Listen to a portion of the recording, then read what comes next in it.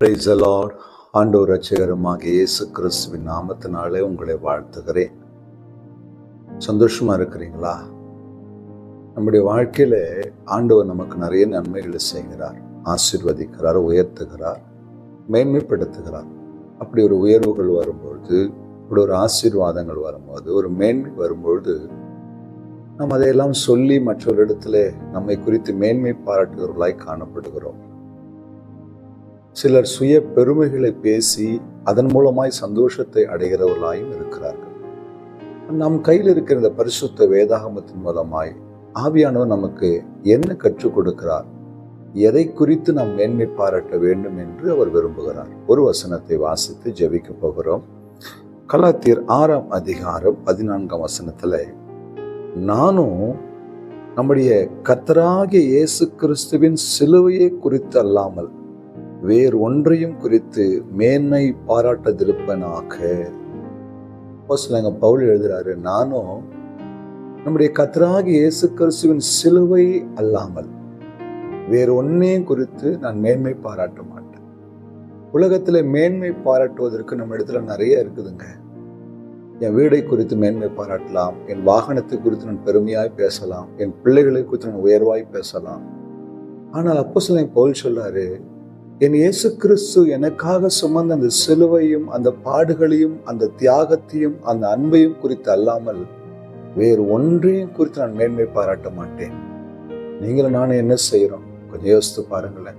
இந்த 40 நாட்கள் இந்த சிலுவையை குறித்த தியானங்களை நாம் செய்து கொண்டிருக்கிறோம். வருஷம் இதையே செய்து கொண்டிருக்கிறோம். ஆனால் உண்மையில நாம் மேன்மை பாராட்டுவது எது? குடும்பத்தை குறித்தா, நம் உயர்வை குறித்தா, நம் செல்வத்தை குறித்தா, நம்முடைய வேலையை குறித்தா, நம்முடைய திறமைகளை குறித்தா, இல்லை கர்த்தர் நமக்கு கொடுத்த பதவிகளை குறித்து மேன்மை பாராட்டுகிறோமா? கொஞ்சம் யோசித்து பாருங்க. ஒருவேளை நீங்க அப்படி உங்கள் சுயத்தை குறித்து மேன்மை பாராட்டுகிற மனிதர்களா இருந்தால் ஆண்டவரிடத்துல மன்னிப்பு கேளுங்க. ஆண்டவரே, இனி உம்முடைய சிலுவை அல்லாமல், நீர் எனக்காய் சிந்தின இரத்தத்தை இல்லாமல், நீர் எனக்காய்ப்பட்ட பாடுகளை இல்லாமல் வேறு ஒன்றையும் குறித்து மேன்மை பாராட்டதை இருப்பேனாக. அப்படி ஒரு பாக்கியத்தை எனக்கு கொடுங்கப்பான்னு ஜெபம். அவர் நமக்காக சுமந்த அந்த சிலுவையை காட்டிலும், அவர் நமக்காக பட்ட பாடுகளை காட்டிலும், அவர் நமக்காய் அனுபவித்த உபத்திரவங்களை காட்டிலும், தியாகங்களை காட்டிலும், சிந்தின இரத்தத்தை காட்டிலும் மேன்மை பாராட்டுவதற்கு உங்ககிட்டையும் என்கிட்டையும் வேற என்னங்க இருக்குது? ஒப்பு கொடுங்களேன். ஒருவேளை சுயத்தின் மேலே மேன்மை பாராட்டுகிற மனிதர்களாய் நாம் இருப்போமானால் ஆண்டவர்கிட்ட இன்னைக்கு அர்ப்பணிப்போம். ஆண்டவரே, அப்போஸ்தலனாகிய பவுலை போல உம்மை இல்லாமல் ஒரு மேன்மை எனக்கு இல்லை, உன்னுடைய சிலுவை இல்லாமல் ஒரு மேன்மை எனக்கு இல்லை, நீர் எனக்காய்ப்பட்ட பாடுகளை இல்லாமல் வேறு மேன்மை எனக்கு இல்லப்பா அப்படின்னு சொல்லி ஒப்பு கொடுங்க. கர்த்தர் உங்களை ஆசீர்வதிப்பார், இன்னும் அதிகமாய் உயர்த்துவார். ஜெபிக்கலாமா? அன்பும் இரக்கமுள்ள ஆண்டவரே, உடைய சிலுவை இல்லாமல் வேறொரு மேன்மை எங்களுக்கு இல்லையப்பா.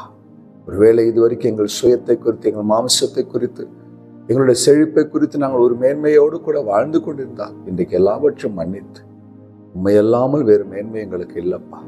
எங்களை ஆசீர்வதி வழிநடத்தும். இயேசு கிறிஸ்துவின் நாமத்தில் பிதாவே, ஆமென். ஹல்லேலூயா. God bless you.